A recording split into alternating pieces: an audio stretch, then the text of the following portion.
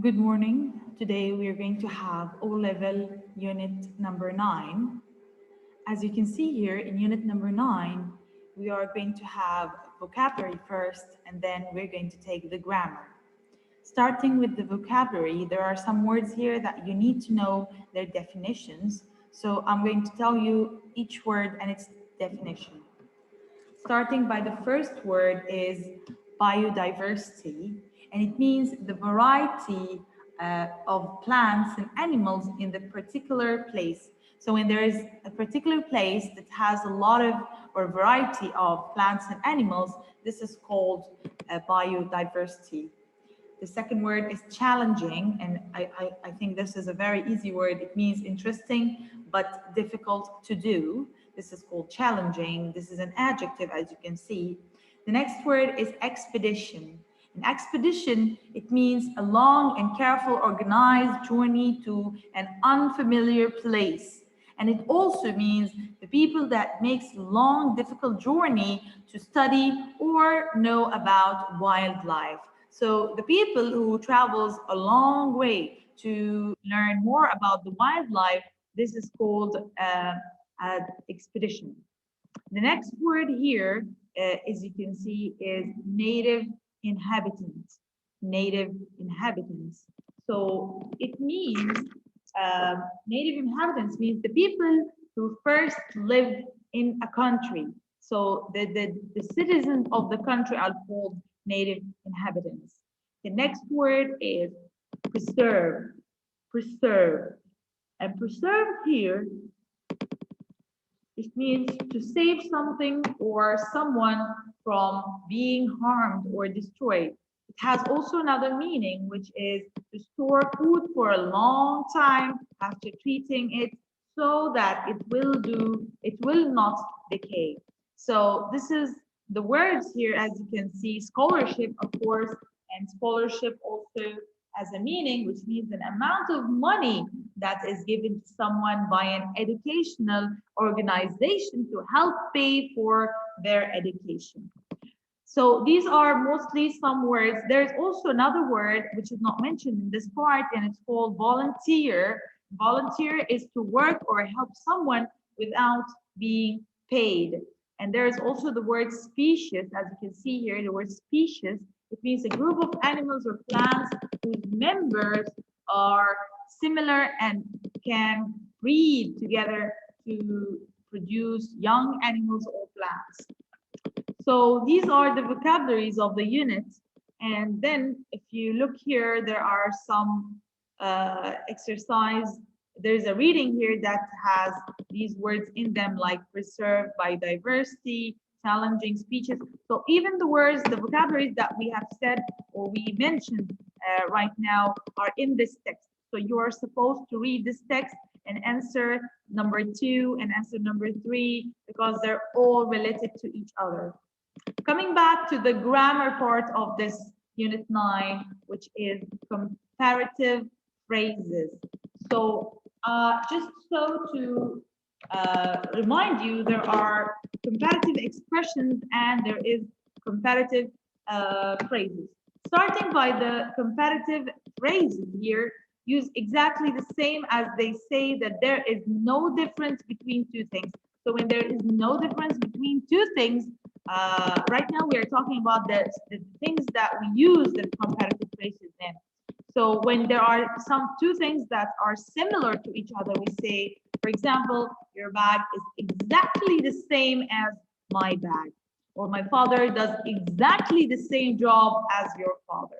So this is the first use for the comparative phrases.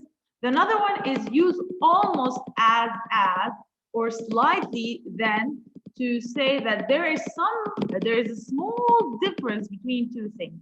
Like for example, so when there's two things are similar, but there is a very slight difference between them, we say, I'm almost as tall as my brother. So it means that they are the same height, but there is a small difference between them. It could be 1, 2, 3 centimeters between them. That is the slight difference. We can also say we're almost as good at math as you. It means we are not as clever as you, but we are in the same level of cleverty. So the next one is the trip to New Zealand is slightly more expensive than the trip to Brazil. So here it means that two trips have the same amount, but there's a slight difference between them. Okay, the third use for the comparative phrases could be used far than to say that there is a big difference between two things. So when now there is a huge difference between them, we say, in my opinion, working on a farm or a farm is far more interesting than counting plants. So here, these two things has a very huge difference between them, which lets us use the word far than, far than. So here are the three uses for the comparative phrases that you need to focus on. Later on, you will find some examples or exercises about them. So in this part, there's another grammar also that I would like to mention, which is how to use used to and to use the word used to or would. So to mention the word used to here, let me just open my whiteboard to mention or to show you what I'm saying right now. Okay. On my whiteboard, we're going to explain the grammar, which is used to. Okay, let me text it. Okay, used to or would, it's always plus infinitive. Okay, so let's take a small example. But before I start with the example, let me tell you that we use used to for the past tense. Something or a habit that you are used to do in the past, but you don't do no more. Okay, so it's an action that happened in the past, but it doesn't happen in the present right now. Give an example. I used to eat lots of sweets when I was a child.